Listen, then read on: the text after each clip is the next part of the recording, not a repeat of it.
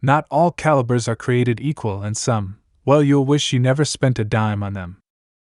Whether it's because of ridiculous recoil, overpriced ammo, poor availability, or just plain underperformance in the field, there are some cartridges that look good on paper but leave you disappointed at the range or in the woods. In this video, we're counting down 5 calibers you're likely to regret buying. Maybe you were chasing ballistics, maybe you fell for the hype, or maybe that gun shop counter guy gave you some bad advice. Whatever the case, these are the rounds that tend to collect dust instead of memories. We're not just nitpicking obscure wildcats, we're talking about commonly available calibers that have left more than a few shooters saying, "What was I thinking?" So before you drop cash on your next rifle, watch this list and make sure you're not about to invest in a ballistic disappointment.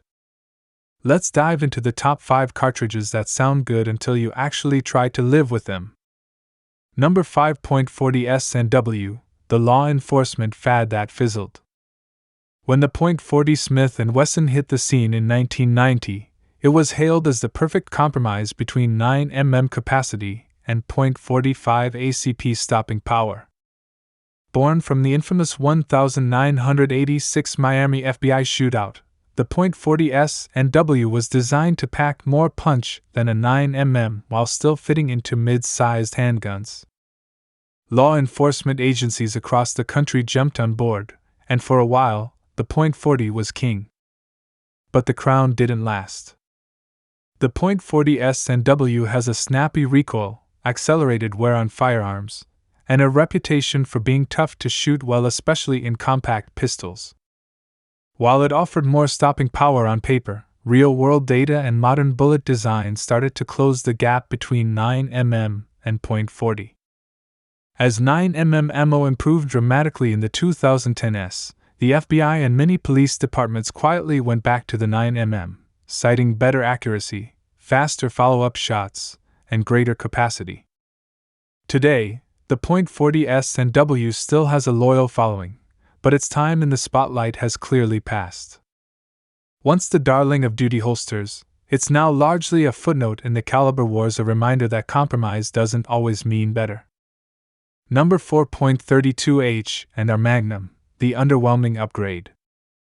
The .32 H&R Magnum was introduced in the 1980s with high hopes. It aimed to offer more punch than the old .32 S&W long while maintaining low recoil and compact revolver compatibility. On paper, it seemed like a smart step up, a Magnum level boost for those who wanted a mild shooting, small caliber revolver with a little more authority. Ballistically, it does outperform its .32 caliber predecessors, launching 85 to 100 grain bullets at respectable velocities in the 1100-1200 feet per second range. It's accurate, controllable, and easy to shoot, especially in lightweight revolvers. For recoil-sensitive shooters or those interested in small game or light self-defense, the .32 H&R Magnum can absolutely do the job. But the hype never quite matched the results. It never reached mainstream popularity, largely due to limited handgun and ammunition availability. Then came the .327 Federal Magnum, which outclassed the .32 H&R in every performance category while still allowing it to be fired from the same guns. That left the .32 H&R Magnum in an awkward middle ground, better than a .22, but not quite enough to inspire confidence in. Number 3. .41 Magnum, the forgotten middle child. The .41 Magnum was introduced in 1964 with the best of intentions to bridge the gap between the hard-hitting .44 Magnum and the more manageable .357 Magnum. It was meant to be the just right option for both law enforcement and hunters, offering powerful ballistics with less recoil than the .44 and more authority than the .357. But despite its promise, the .41 Magnum never quite found its footing. Part of the issue was timing. Law enforcement had little interest in adopting a new caliber that required specialized training and gear, especially one still packing stout recoil. Meanwhile, hunters and revolver enthusiasts were already comfortable with the proven performance of the .44 Magnum. As a result, the .41 ended up being neither here nor there, not mild enough for duty use, not dominant enough to dethrone the king of big-bore revolvers. That said, the .41 Magnum is no slouch.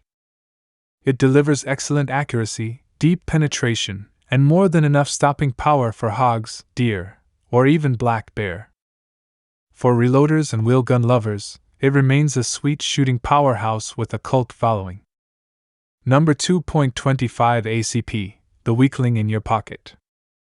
The .25 ACP, automatic Colt pistol, was introduced in 1905 by John Browning as a small, semi-rimmed cartridge for ultra-compact pocket pistols. Back then, the idea was simple: give people a tiny, easily concealable firearm with centerfire reliability, something more dependable than a rimfire .22 but still small enough to fit in a vest pocket. And sure, the .25 ACP delivers on concealability. It fits in the smallest guns imaginable and offers almost no recoil. But that's where the good news ends. With bullet weights around 35 to 50 grains and muzzle velocities barely cracking 800 feet per second, the .25 ACP struggles to deliver any meaningful stopping power. Penetration is minimal, expansion is rare, and in real-world self-defense situations, it simply doesn't perform well. Modern defensive ammunition has made huge leaps forward, but the .25 ACP hasn't kept up. When compared to other subcompact friendly calibers like .32 ACP or .380, it quickly shows its limitations. In short, it's better than nothing, but only just. Number 1.32 ACP, the mouse gun that time left behind.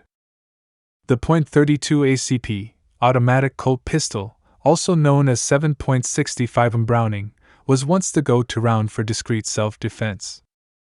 Designed by John Browning in 1899, it gained widespread use in Europe and was favored for its compact size, mild recoil, and ability to cycle reliably in small blowback pistols. From military officers to undercover detectives, the .32 ACP was once considered a serious defensive option. Fast forward to today, and the story has changed.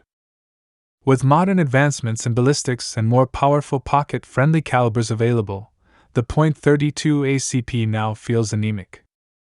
Most loads push a 71-grain bullet around 900 feet per second, enough for deep concealment, but often lacking the stopping power needed for high-stress defensive encounters. While it's still favored by some for its soft recoil and vintage appeal, the .32 ACP struggles to stay relevant in a world dominated by .380 ACP and 9mm micro compacts. Ammo selection is limited, and its penetration and expansion are mediocre at best.